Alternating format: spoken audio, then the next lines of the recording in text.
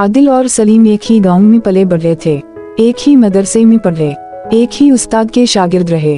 फर्क सिर्फ एक था, आदिल को अल्लाह ने दिल भी दिया था और दुआ भी। सलीम के दिल में खामोश आग थी। जब आदिल इम्तिहान में अव्वल आया, लोगों ने कहा, माशाअल्लाह बहुत मेहनती बच्चा है। सलीम मुस्कुराया, मगर दिल में कुछ जल उठा। जब आदिल ने छोटी सी दुकान खोली और अल्लाह ने बरकत डाल दी, तो लोग कहने लगे, अल्लाह ने हाथ में शिफा रख दी है उसके। इस रात सलीम ने पहली बार सोचा, ये सब मुझे क्यों नहीं मिला।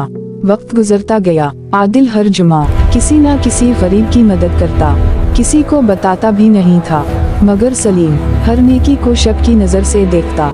एक दिन गांव में अफवाह फैली कि आदिल लोगों को धोखा देता है।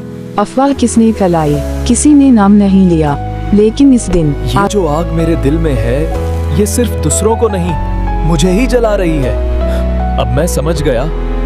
गांव में अफवाहें फैल गई। लोग अदील की दुकान के बारे में बात कर रहे हैं। दुकान में अब पहले जैसी भीड़ नहीं, सब कुछ ठीक है। अदिल अपनी दुकान को धीरे धीरे पैक करता है, हर चीज संभल कर। गांव के अफवाह और खामोशी के बावजूद सालेम की दुकान में आग लग गई।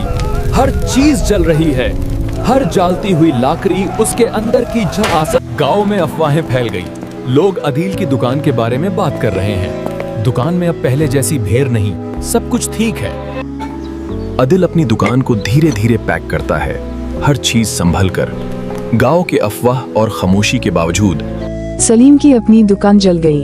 लोग कहने लगे, शॉर्ट सर्किट था, मगर सलीम जानता था, ये वही आग थी जो वो बरसों दिल में पाल रहा अकेला था। बैठा है।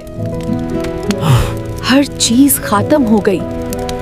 मस्जिद पहुंचा, सजदे में गिर गया और रोते हुए बोला, या अल्लाह, मैंने किसी का घर नहीं जलाया, मैंने अपना दिल जला लिया। तब उसे समझ आया, हसद नेकीम को वैसे ही खा जाता है जैसे आग लकड़ी को, और आखिर में राख सिर्फ जलाने वाले के हाथ में रह जाती है। अगर आपको आज की कहानी अच्छी लगी हो तो लाइक करें और कमेंट करें। If you like today's story, then hit the like button and don't forget to comment below and make sure to subscribe to our channel.